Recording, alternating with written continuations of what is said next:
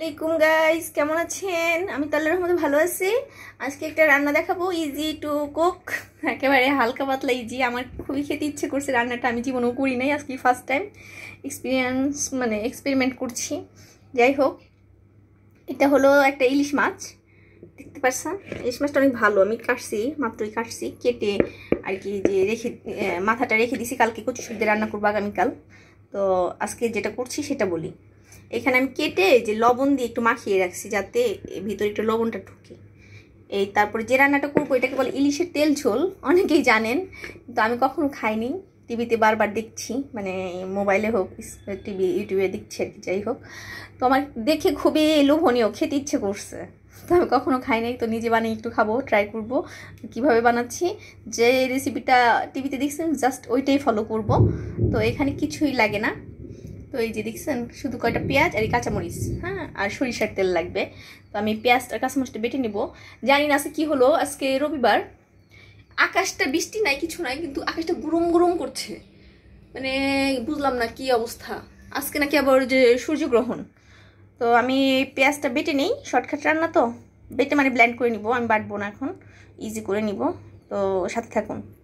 তো আমার যে পেস্টটা করা হয়ে গেছে, আমি যে পারছেন, এই যে বেশি পেস্ট করিনি, একটু হালকা দানা দানা আছে, তো বাটার মতো আর কি করেছি। তো ওই যে মাছগুলো আমি একটু হালকা খুলিয়ে নিয়েছি, যে মাছগুলো আমি হালকা খুলিয়ে নিয়েছি, কারণ লবণটা দেওয়া যাবে না, এতগুলো লবণ ছিল তো, তো এখানে দেওয়া যাবে না। তো আমি কি করতেছি দেখেন, সাথে থাকুন। তো গাইস, আমি এখানে কি করলাম, এই পর্যন্ত একটু হলুদ, এটাতে হলুদ ইউজ করে নাই, আমি যত চ্যানেল দেখছি, কিন্তু আরেকটা চ্যানেল দেখছি যে হালকা একটু হলুদ দেয়, তো আমি একটু হালকাই হলুদ দিচ্ছি। আর এখানে লবণ, কারণ আমি মাছটা মেরিনেট করছিলাম লবণ দিয়ে, মশলা টসলা তো আর মেরিনেট হয় নাই, যেমন মরিচটা কাঁচা আস্তে রয়ে গেছে। তার এখানে যে জিনিসটা লাগবে গুড, মানে যেটাকে তেল ঝোল নাম, মেন জিনিসটা হলো সরিষার তেল। এই যে সরিষার তেলটা অনেকখানি দিলাম। তো এটা দিয়ে আমি মশলাটা মাখিয়ে নেব।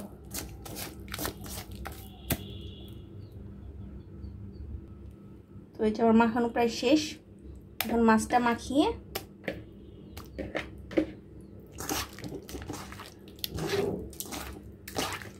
ইজি রান্না, আমি জানি না কেমন লাগবে খেতে, কিন্তু আমি দেখছি ওরা বলতেছে যে অনেক টেস্ট। তো টেস্ট অনুযায়ী আমি একটু ট্রাই করছি, অবশ্যই আপনাদের জানাবো কেমন। তো এখানে একটু পানি দিয়ে আমি চুলায় বসাই দিব। আমি পানিটা দিয়ে বসিয়ে দিছি, হয়ে গেছে। এখন আমি এটা ঢেকে দিব, ঢেকে একেবারে ফুটে ওঠা পর্যন্ত রান্না করব। আর আজকে বুঝলাম না আমি কি, আকাশটা কেমন গুরুম গুরুম করছে,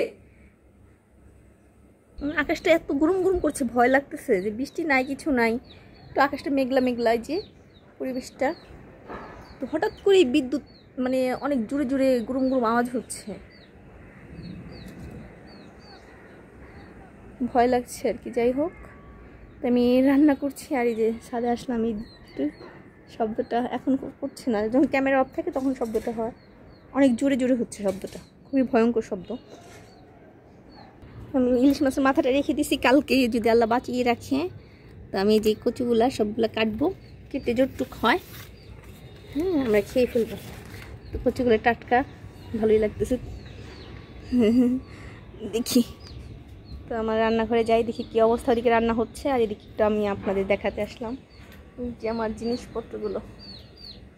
ভালোই লাগে, মনটা ভরে যায় যখন এখানে আসি। এইখানে কিছু কাটা মুকুট, এটা পড়ে গেছে, আর একটু নতুন হয়েছে, এটা পুরাতন হয়ে গেছে, শুকিয়ে গেছে একবারে। আমি নিয়ে ঘরে রেখে দিই, আমার ভালো লাগে রেখে দিতে। কত কাগজের মতো হয়ে গেছে, কালারটা কত সুন্দর। মুরগির বাচ্চাগুলি এটার মধ্যে রাখা, এই কি দুষ্ট এগুলো, না বের হয়ে যাবে না। এখন দেখি কি অবস্থা। ও বলো গাছ, ও মাই গুডনেস, এত সুন্দর সেন্ট। ও মনে এমনি খেয়ে ফেলি, আসলেই মানে ফ্লেভারটা যা বের হচ্ছে গাইজ, বলে বোঝানো যাবে না। আমি একটু টেস্ট করে দেখবো এখন কেমন হয়। তো গাইজ, আমি একটু টেস্ট করে দেখি কেমন হয়। যে নিয়েছি, ও সেই টেস্ট, প্রত্যেকটা জিনিসের একটা আলাদা আলাদা টেস্ট আছে। এইটার টেস্ট আমি আপনাদের বলে বোঝাতে পারবো না কিসের মতো, এটার টেস্ট এটার কাছে আসলেই মানে যারা আগেকার দিনের মানুষ রান্না করতো এক একজন এক এক স্টাইলে, আসলে খেতে ভালোই লাগে। তো আমার রান্না হয়ে গেছে, আরেকটু আমি ঝোল শুকাবো, আপনারা এইভাবে বানিয়ে খাবেন। সোজা পেঁয়াজ বাটা, মরিচ বাটা, সামান্য একটু হলুদ কালারের জন্য, অনেকে দেয় না, আমি দেখছি, আমি দিয়েছি কারণ আমি আরও কয়েকটা ভিডিওতে দেখছি একটু দিচ্ছে, তো সাদা হলে দেখতে কেমন লাগবে এর জন্য আমিও একটু দিলাম।